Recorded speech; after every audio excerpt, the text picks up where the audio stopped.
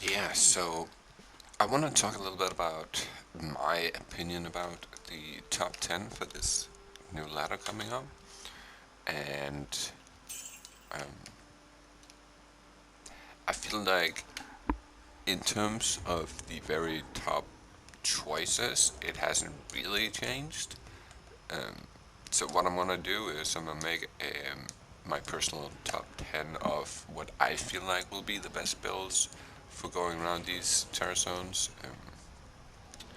And just in general, with Thunder Charms being introduced, well, it opens up chances for builds that we haven't really seen perform at a level that could compare to the Hamadin or like the Lightning Sword or the Javazon or something like that. So it's nice that they're doing something to make other builds viable. I just don't feel that this is the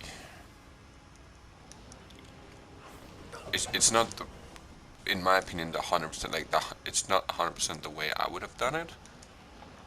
I feel like it's a little bit OP that there is no immunities in the game. Basically, uh, it's like the soul of it, but that's for another conversation. So, in my opinion, Paladins is still gonna be number one. There's just no getting around it. There might be areas that's less nice for him, but there's not an area he can't go.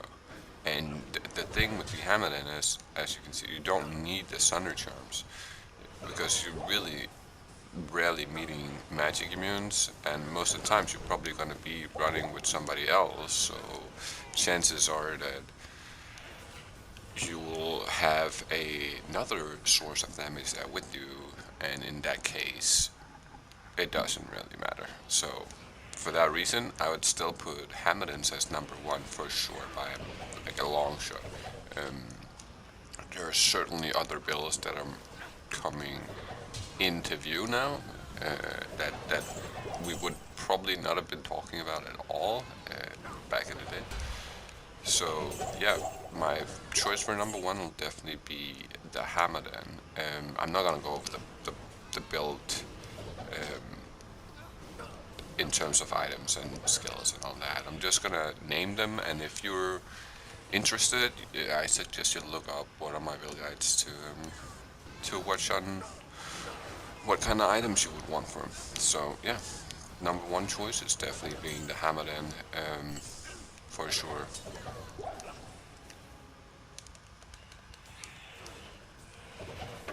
So choice number two would definitely, in my opinion, be a lightning sword. Um, Rather that be your average lightning chain lightning sword, or if you're wanting to do something a little more like an ES Nova Sword or something like that, and it definitely just a lightning. I see that as being possibilities are like endless, even though already we are breaking the lightning immunes, and with the Thunder Charm, it's just gonna be even more overpowered. So if you felt like a lightning sword was already strong, then this season it's really gonna be strong. It's gonna be a little bit crazy in the terms of certain areas, the speed of which you can clear them is gonna be slightly crazy with this. And if you're playing on a console with a controller or on a PC with a controller, which I don't know if anybody does that, but I don't hope so. Yeah, then using the Nova instead of the Lightning definitely does make a better build in terms of you don't have to be nearly as precise with Nova.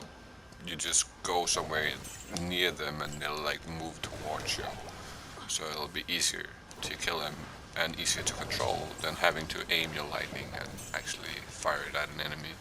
Um, yeah, that's it's also not the most expensive build in the world. It's not cheap, but it's definitely not either. Like you can do without. Now that you have some ton of charms and you have lower res or something like that, you don't really need infinity. Is of course it's gonna make it a lot easier, but it's not a. I wouldn't call it 100% necessarily. You know what I mean? Like I wouldn't call it something that you wouldn't be able to live without. So for that reason, this would be my choice on the second place. So the third choice for me would be the Javazon, simply because it's like there's not a lot of builds that has the power that this build does. This build, it has probably the most firepower out of any build in the game, in my opinion. And what I mean by that is, it's it's so powerful that it's it's it's it's kind of better than the it's kind of better than the what you call it, the hammered in some ways. It's not that it's like just out like it's not beating the Hamilton, but it is playing in a like almost as well as the Hamilton, depending on what type of build you're running and like yeah, it's all comes down to what you really do with it, right?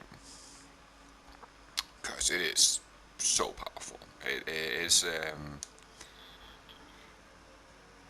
yeah, it's just one of those builds. There's some builds that just have the insanity and power that's just unmatched by anything else in the game, and I feel like the Javazon is definitely for sure one of those builds that are just really, really overpowered. Um, yeah, so this would probably be my choice for the third place. It'll be easy to clear. You don't have to use tele. I personally don't like using it too much. Um, yeah, so yeah, it's definitely a top three for me for sure. I would almost put it at number one, just cause it benefits a lot more from the Thunder Charm than the Hamilton would.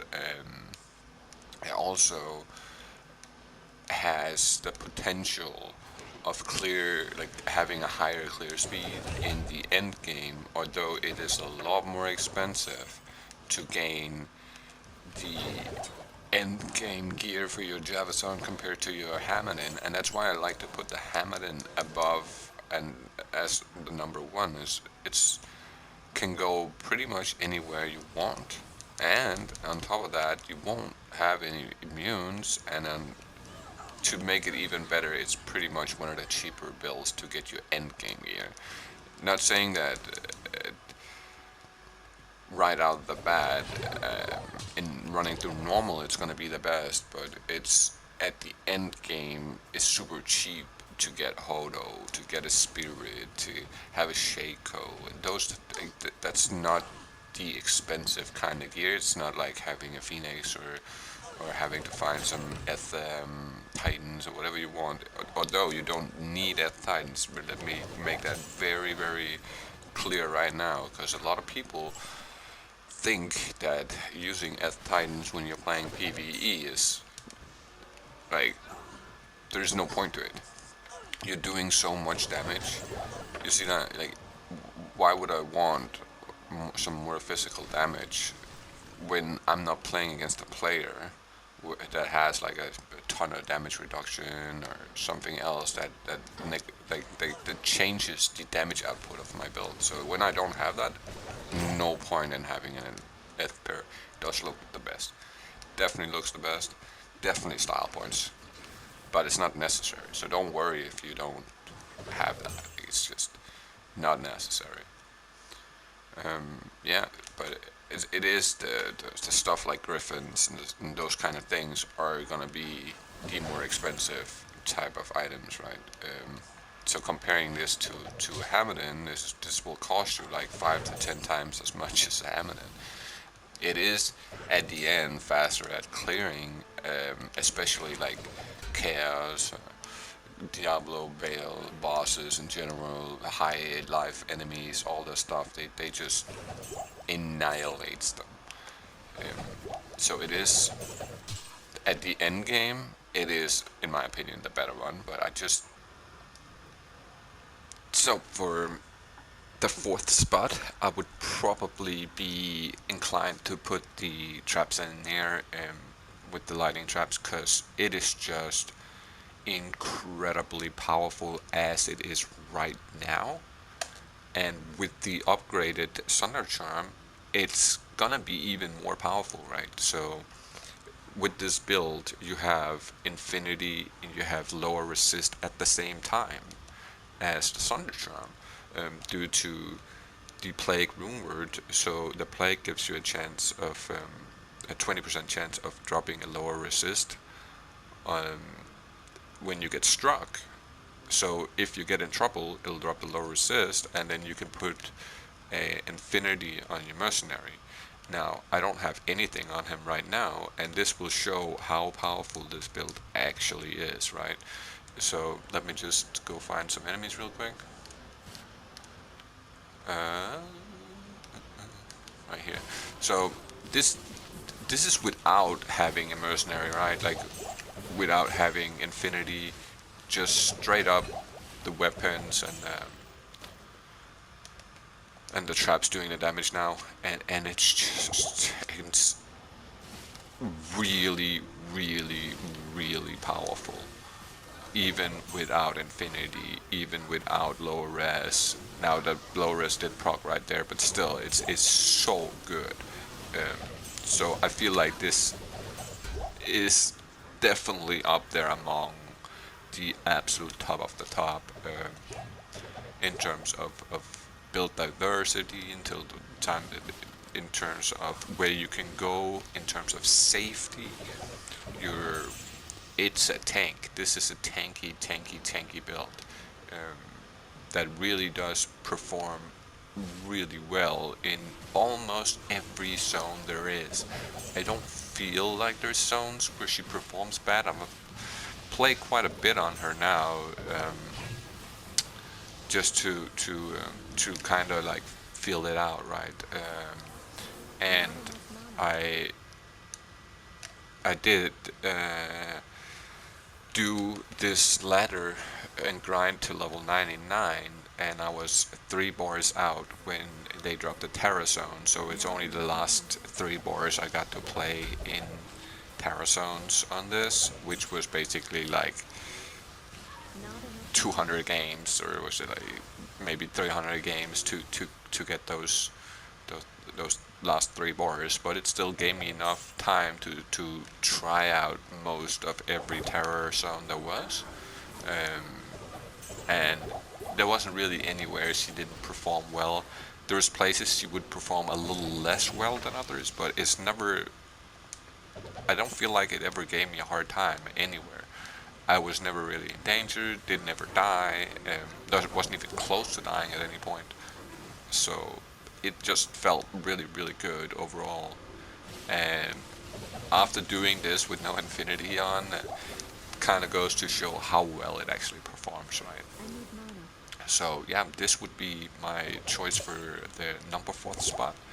And I do see a lot more of these being a thing this ladder. People are starting to get their eyes up, or open their eyes up to how well this performs overall, and it does not take the overly GG gear to get there. So I could definitely be wearing Hodo and Spirit and a 2 or a Shaco in it, or a 220 circlet or something like that, right? I wouldn't even have to use Enigma either. You could definitely do without. So it, it feels really good, right? It feels like it performs at a very high level. So I would put this as the number 4 spot. For my 5th spot, it's not going to be any surprise that we're going to have Blizzard Sword here, because this is probably one of the builds that's going to benefit the absolute most from these Thunder Germs. In terms of how this build works right now, going in here in this area, you'll see that there's a lot of cold immunes, and she'll be struggling slightly uh, to keep killing shit in here, because it's just not cold friendly, right, at all. So that's at this very moment, with no Sunder Charm or anything, this is a terrible. You see how I do no damage, and there's nothing I can do, right? So, but with the Sunder Charms introduced, this is going to change up this whole build to where those cold immunes will literally instant vaporize, once you get the Sunder Charms, because the Sunder Charms is so powerful that doing whatever you want with your Blitzorg is going to be possible. You can go any way you want. And I would say it's probably the best starter, not the best in-game build, but the best starter build, because you're going to have a lot more, you're going to be able to do a lot more with this build in the beginning now than you were back in this patch, right? So it's just one of those things where once you really hit that in-game build with this, though, I feel like this is gonna really excel.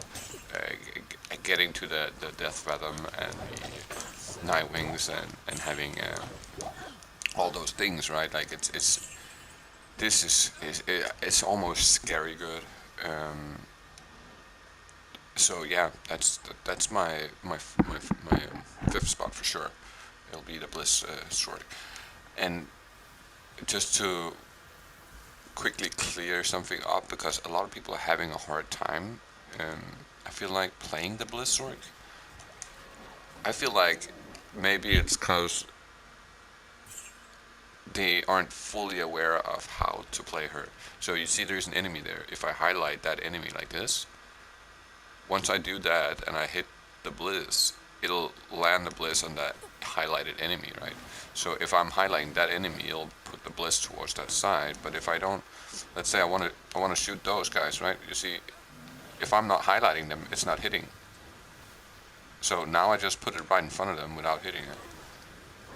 This would be on top of them, right? Because I highlighted the name first. So that's how I personally play. I try to move around a lot when I use this, because at this point she has a lot of immunes in throughout the game, but she's also extremely powerful. Well, they are also immune, so that doesn't help a lot. It doesn't really show off how to play them. But yeah, that's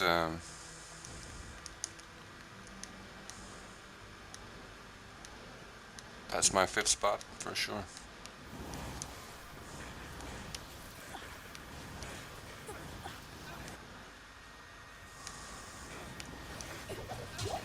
You see how I turned around to highlight real quick? Boom. And then it's landing right on top of where I'm highlighting. So that's how you want to play them. That's how you control where you put the Blizzard. And the Blizzard is only it's your, what I would call, non-active attack, right? So it's something you just put down once, and then you switch to start putting your Ice Blasts out, because the Ice Blast is doing so much damage to that. Blizzard is not it's not a one-way street, right? Like you can use Ice Blast, almost 7k damage on the Ice Blast. It's a lot. Yeah, but yeah, this will be my fifth spot.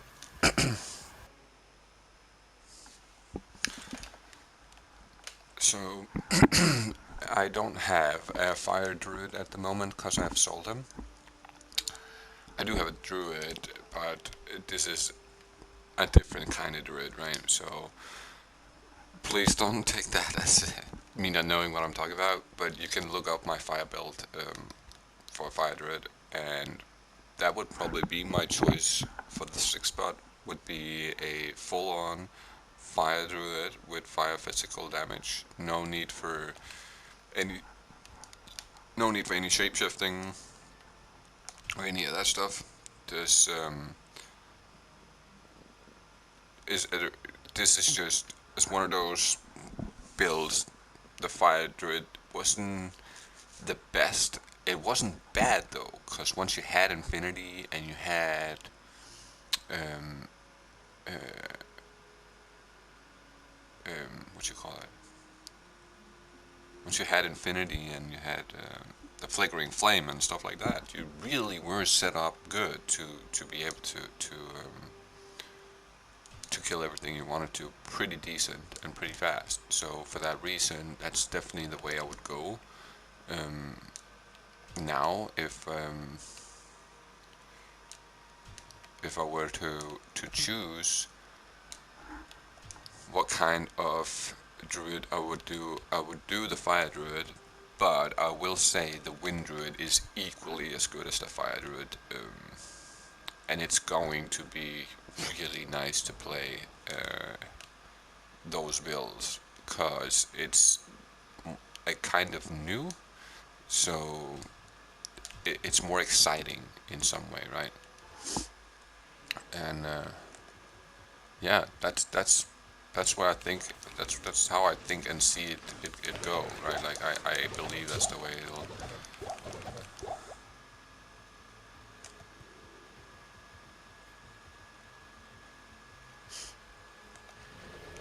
But yeah, fire druid, wind druid, either or will work extremely well for these terror zones because it's combined um, two sources of damage, fire or physical or cold and physical, which both ways really work super well.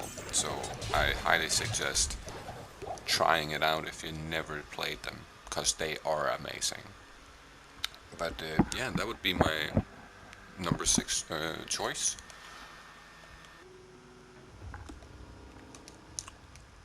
So for my sixth or my seventh spot, I would probably split the seventh and eighth spot up into equally as good as each other. It's just quite a little bit of difference in pricing and a little bit of difference in gear and stuff. So, but it's pretty similar to each other. That's why I don't want to put them and say one is better than the other because it really comes down to where you are and what you're doing. But yeah, so for my numbers, number seven and number eight, it would be the Tesla dim and the Holy Fire dim, um, which would be super. It's just gonna be. They are gonna be inmate. It's the only melee builds that's gonna be on this list, or the only builds that uses melee as an attack as well as other things. Just because there's literally none of the others, barbarian, the fury druid, any of those. There's none of them benefits from these things enough to where it's worth talking about. So for that reason, I haven't put any of those on my list because I feel like they got shit on a lot throughout this patch and throughout the last couple of updates and whatnot. Uh, there is a couple of things that I see maybe being a bit of an issue. Is starting out, you definitely don't want to use um, that Tesla didn't as your starting character. You can run through normal with your Holy Fire and whatnot, but I would probably go a Fist of Heavens or a Paladin in the very beginning, up until the point where you get your dual dreams, you get situated, you have the items that you want, and then swap over, because without the right amount of dexterity and stuff like that, you're just not doing enough damage, you're not hitting enough, and if your synergies is not maxed, it's one of those builds that's incredibly good, but it is best once you have everything. So yeah, that will be my choice for number 6, and number 7 will be this Tesladin and the Holy Fire build for the Paladin as well. Super well rounded. Impossible.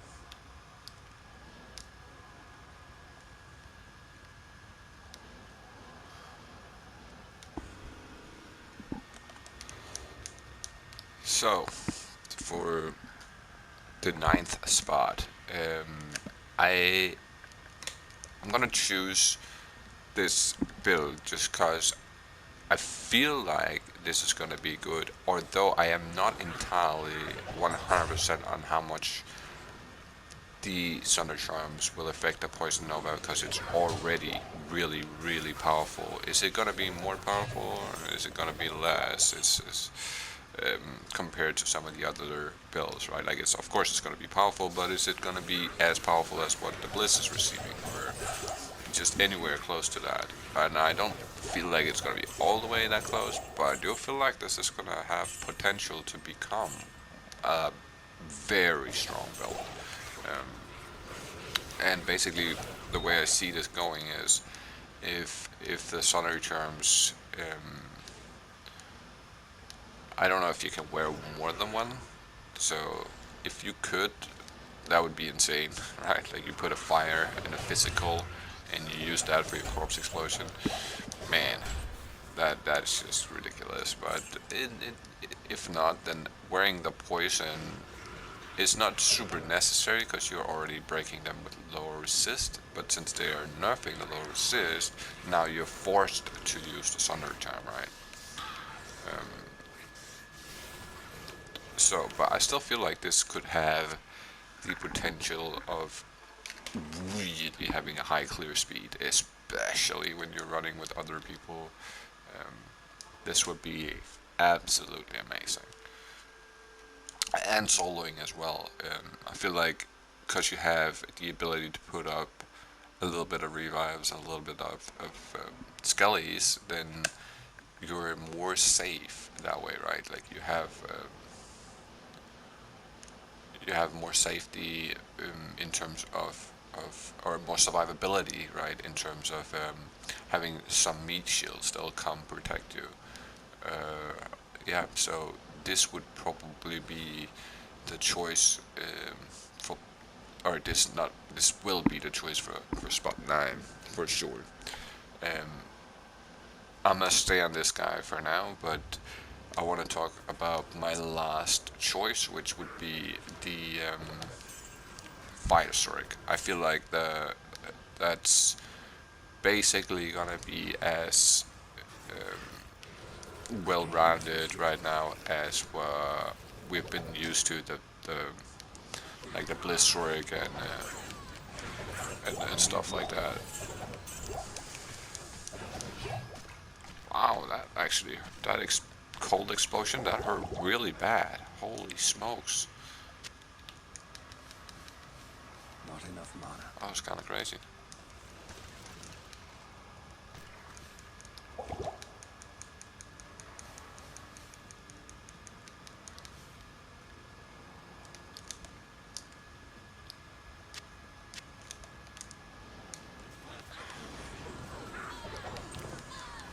I can't use this yet.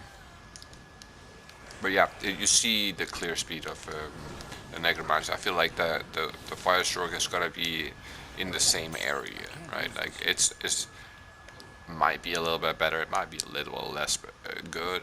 It's a little bit hard to tell right at this instant when you haven't really tested out the Sunder charms on the effectiveness. All I've done is like researching on how to, like, seeing what the damages ranges are and how they perform under different people's control than my own, but I still feel like it gave me a pretty decent idea about where we're gonna stand in terms of the build quality. So the Firestroke, I don't know if the Hydra would be as good as Fireball, Meteor, I can't use this yet. maybe.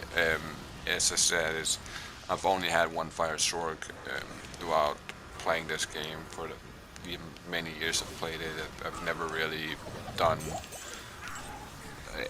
anything but a PvP Firestroke back in the day. That's the only Firestroke I've ever used. That was the only thing you could use it for back then, really, to be honest. So, but yeah, this feels really powerful. Right? Like, it seems like it would have a lot of.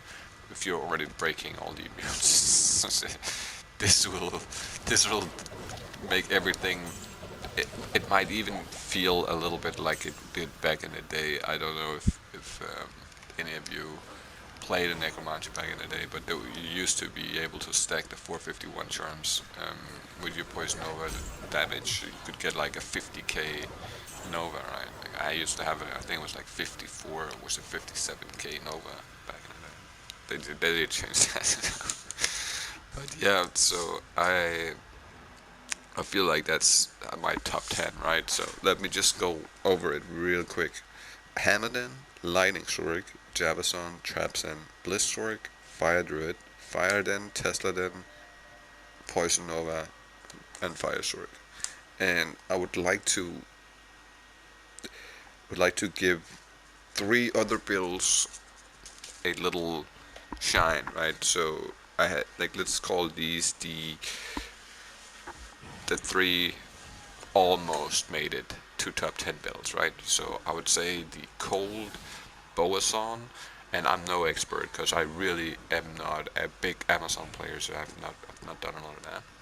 But I do see the Cold Boazon with Mist and stuff like that. It'll be really powerful. Um, I have a feeling that the Fire Trapsen might shine really well as well, but I'm afraid that it'll crash everybody who plays on console and has a PlayStation 4. They'll understand what I'm talking about here, but it'll crash your game every single game. But other than that, it power meta, it will be powerful, right? And then I could see the Pit Circle. I could imagine the Pit Circle being pretty decent as well. Um, in terms of magic finding and in terms of having the ability to hoard bodies. If you're not running up front, but you're running behind everybody and you're just hoarding, you're a little bit more left to the loot by yourself, so you have a better chance of gaining the good items. And since we are having the terror zones and everywhere is going to be a TT-87 zone, once you get past that level, then you'll be able to drop griffins or death fathoms or whatever in stuff like cows and places where you've never been able to get them before. So I do see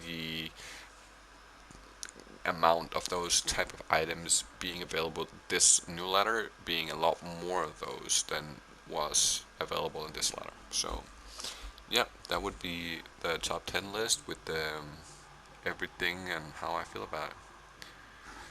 So I hope you liked the bit, and that's it for me.